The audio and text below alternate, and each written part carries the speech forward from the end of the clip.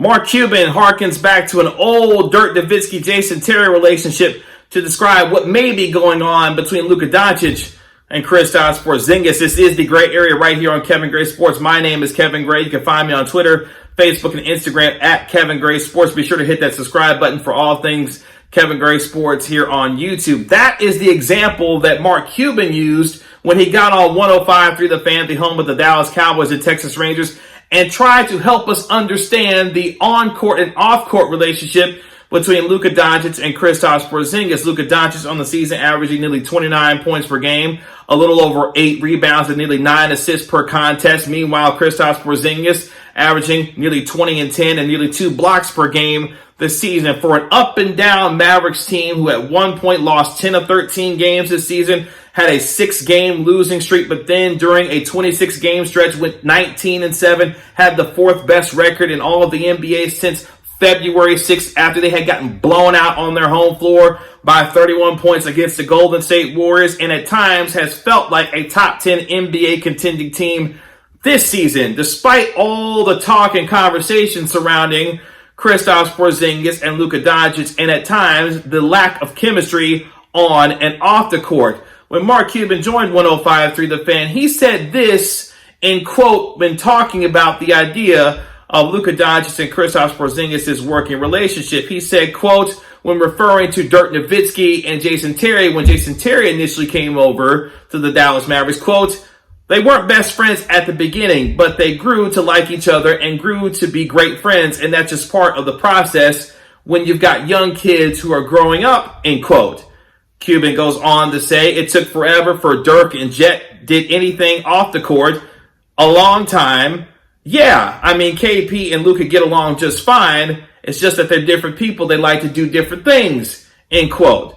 Which doesn't sound too far-fetched from what we have observed at times for this team when there's a lack of chemistry, it seems, on the court between Luka Doncic and Kristaps Porzingis. Luka Doncic, a first-team All-NBA performer, a former Rookie of the Year. They call Kristaps Porzingis a unicorn for his ability to shoot the ball from the three-point line and stretch the floor, while also at times being a rim protector and an anchor in the defensive paint to be able to block shots. And when these two are clicking together on all cylinders, you've seen the apex of what these two can do together. At one point in a game against the New Orleans Pelicans, Luka Doncic dropped 46. Meanwhile, the unicorn Kristaps Porzingis dropped 36 in a game where they combined for 82 points. And you saw what these two can look like at the height of their powers when they are fully healthy and clicking on all cylinders. It's beautiful basketball to watch.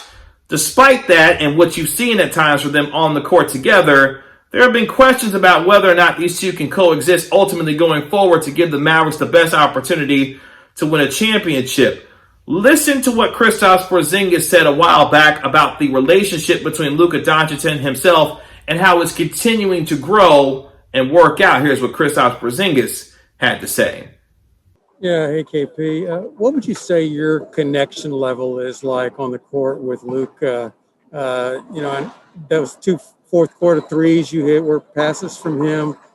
But I don't know if you're aware, but fans watch you guys on the court, see how much you interact. And I thought Twitter was going to go nuts when you guys knuckle tapped tonight. Yeah, we're trying to play together and help each other. And we want to win. At the end, we all want to win here, and that's it. We have to keep playing together and keep playing well and help each other. So Kristaps Porzingis back then said, look, it's a work in progress. We want to make each other better as this team tries to continue to pursue a championship. Ultimately, that's the main thing here. Whether or not Luka Doncic and Kristaps Porzingis are best friends off the court and whether or not they're best friends on the court really doesn't matter as long as the on-court chemistry continues to grow and progress the way the Mavericks think it can to give them one of the better young duos in all of the NBA. I was one of the ones saying that this possibly could be the best young duo in the NBA given the unique skill set that each of them present.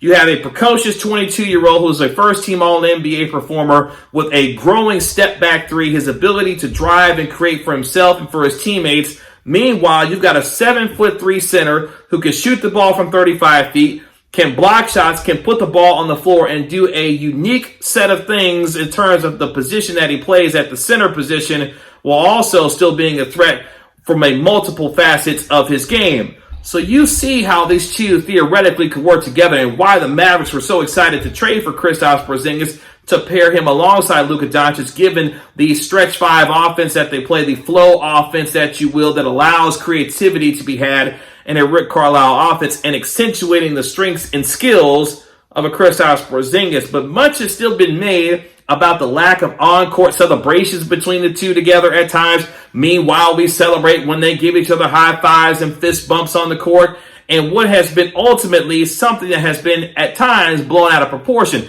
I've already seen folks jump on social media and say, Kevin, you know what? They don't have to be the best of friends to win a championship. There have been plenty of examples in sports where the two best players on the same team didn't necessarily get along with one another, but they continued to move forward to help their organization win a championship. And I tend to agree with that. But at the same time, when you've got two young players, one at 25 in Kristaps Porzingis, one at 22 in terms of Luka Doncic, they seem to have different personalities, and those things are still working together.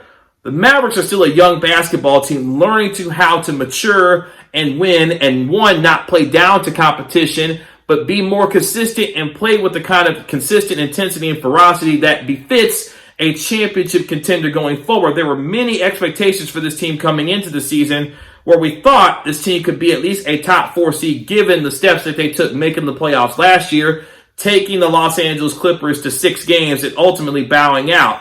But at the same time, Kristaps Porzingis, who's had an injury history of a torn ACL, meniscus, dealing with wrist injury this year that may require procedure at the end of this year. Meanwhile, Luka Doncic continues to take the steps moving forward in terms of improving his three-point shooting over 39% during the second half of the season. These two at times have been on the same page, and at other times they have not been on the same page, and it has not been fun to watch if you're a Mavericks fan. But ultimately, what Cuban is speaking to here is that these things take time when you have two very talented players who are two different people on and off the court. But more importantly, when an organization is trying to build around the foundation of these two, how at times friction can happen. And that's not necessarily a bad thing. Now, I'm not saying that Luka Doncic and Kristaps Porzingis are going to win a championship together, but the astute example that Cuban used between Dirk Nowitzki and Jason Terry lends you to this. Why you say, Kevin, those were a couple of veteran players who were at the points of their career where they really needed each other to help each other win an NBA championship. Meanwhile, Luka Doncic and Kristaps Porzingis are young and starting out together. They shouldn't have these kinds of issues. And I understand that sentiment, but you're still trying to mesh two really talented players to get them to go in the same direction based on what this organization sees in terms of the potential of the both of them together on the floor. And when they're at their apex, it's pretty devastating basketball to watch, because we know what both of them can do individually, but also what they can do collectively together when they're clicking on all cylinders. All of this to say, this stuff takes time. Luka Doncic, Kristaps Porzingis, 25 years old for Porzingis, 22 years old for Luka Doncic. It's a working relationship that's in progress, and this isn't the finished product as of yet. More importantly, you can go through the X's and O's, you can go through the advanced numbers, you can go through all of those things. What this ultimately comes down to is chemistry between two talented players moving forward in the same direction as one another. And if they're best friends on the court and off the court, great.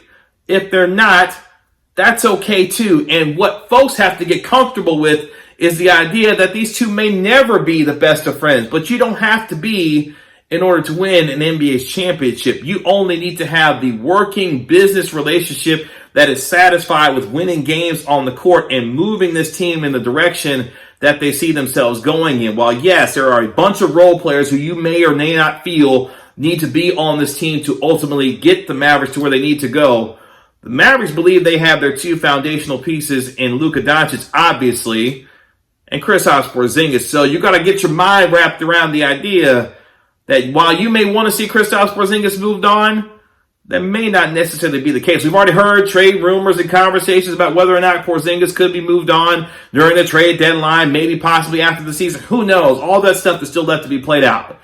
But in the final 15 games of this season, what's most important is that Luka Doncic and Kristaps Porzingis continue to build on the foundation that they are capable of building on. And for Mark Cuban, we know that these things take time. You can criticize Cuban all you want for his lack of ability to make this team the kind of championship contender where they haven't won a playoff series in over a decade.